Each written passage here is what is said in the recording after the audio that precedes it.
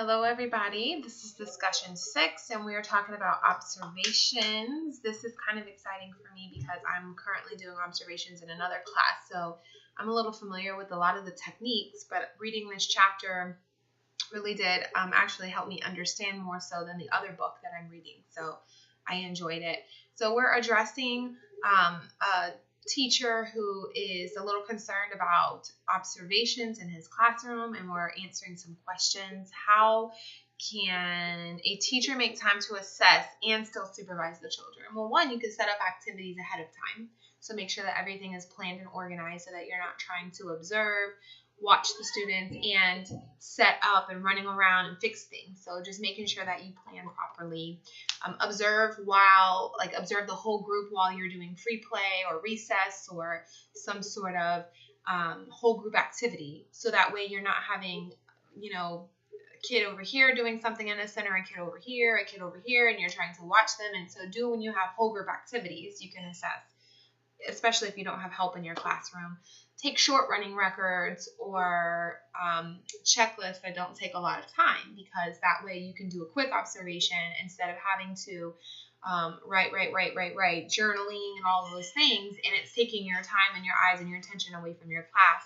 And then do individual observations on students when you do have help in your classroom. So keep, when you're alone in your classroom and you don't have help, that's when you want to do your whole group observations.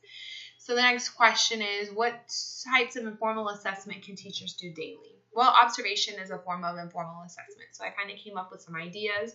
Circle time observations, just noting quickly whether a child is engaged or not engaged. On our textbook page, let me find it really quick. Sorry, I wasn't prepared in that way.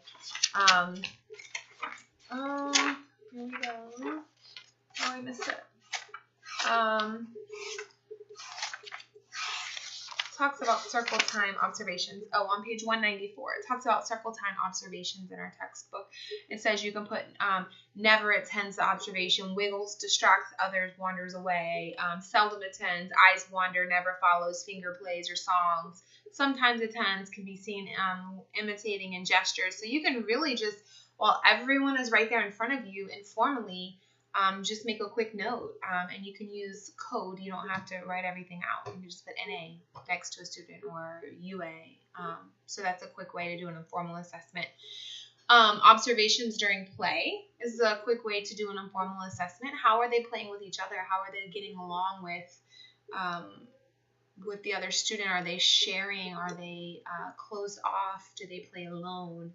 And then observations during quiet reading is a quick way to do an informal assessment while you are in the classroom with your students and you may not have help, because you can see, are they looking around the classroom? Are they focused on the book? Are they engaged? Maybe they need a little bit more help with reading. Maybe they don't like reading, and usually there's a reason behind that. Maybe they're talking to somebody else, or maybe they're really engaged. So that's a quick way to do an informal assessment.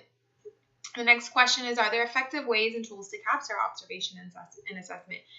And yes, there are. There are running records, time sampling, checklists, rating scales. All of those things are good ways to capture assessments. On page 196 of our textbook, it gives every single type of assessment and how it can be used.